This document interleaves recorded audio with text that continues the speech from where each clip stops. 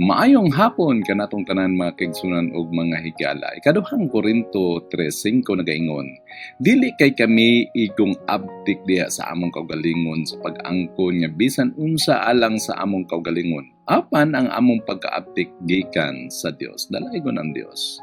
Usahay makaingon ta nga dili nako mabati nga paigo nako. Ang kamatuoran mao kini, dili kaigo kung imo lang kaugalingon. Apan dili kagayod nag-inusara. Adunay mga higayon nga motan-aw ka sa samin o mubati ka nga dili igo.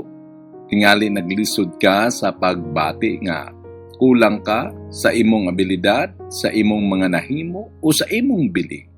Sayon kaayo huna-hunaon dili ka igo. Apan ang maayong balita sa ikaduhang Korinto 3:5, mao nga ang atong bili o pagkaigo dili gikan sa atong kaugalingon.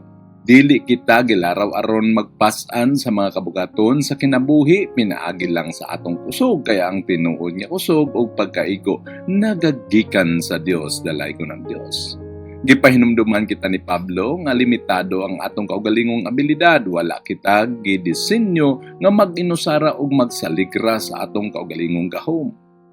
Ang kusog o katakos nga gikinahanglan nato gikan gayud sa Dios. Kung musalig kita kaniya, kita andam nga ato bangon ang mga hagit, tumanon ang tawag sa atong kinabuhi ug mutubo labaw pa sa atong limitasyon. Ang atong pagkatao og bili malig-on diha sa gahom sa Dios, dili sa atong pagpaningkamot.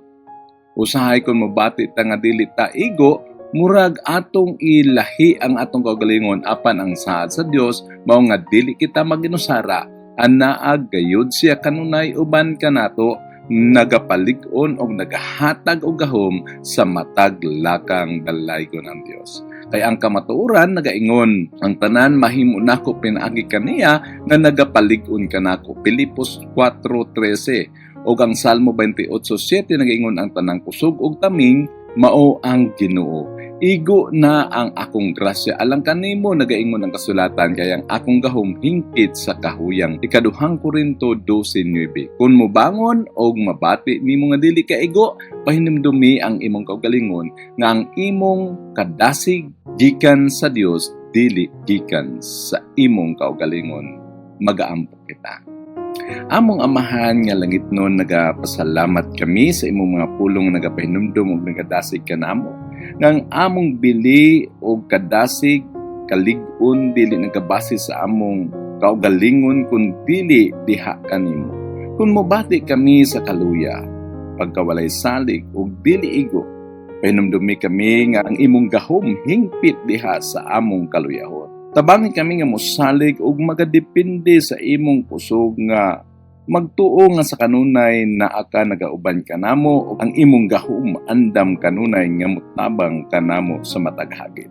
Una kami sa pagsalig gikan lamang kanimo, kini among ginahangyo o ginaampo sa ngalan ni Jesus nga among Dios, Hari ug Manluluwas.